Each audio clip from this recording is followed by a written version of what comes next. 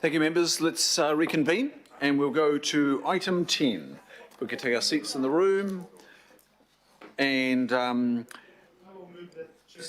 I've got it moved and I've got it seconded by Councillor Cooper, but thank you, Councillor Filipaina.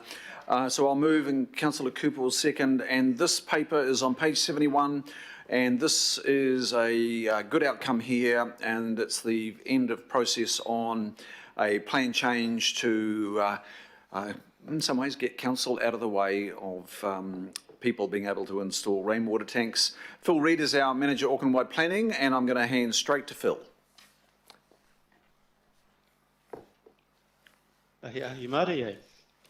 Chair and committee members.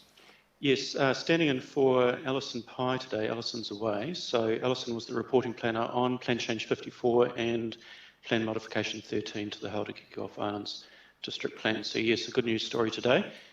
We have reached the point of the 16th of February without any appeals coming in to the decisions received in relation to this plan change, or two plan changes that were Council's plan change.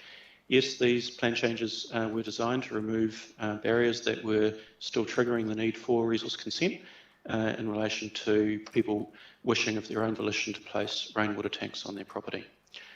So just to give you a couple of examples of what this has done, it has changed the definition of building within the unitary plan and introduced a new definition of rainwater tank, and we've got associated permitted activity status for rainwater tanks through our residential zones and rural zones. So where there was a situation where, for instance, you would have needed a resource consent because of looking to place a rainwater tank within, say, a side boundary setback area, we're now allowing for that to occur, provided it's less than 3 metres in height.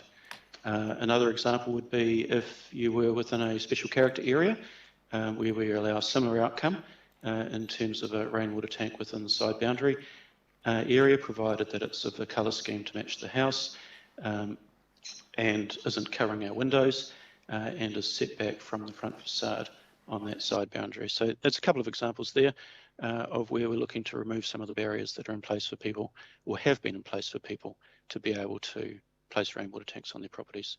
So today we're simply seeking the final stage approval to be able to update our unitary plan and make these provisions operative.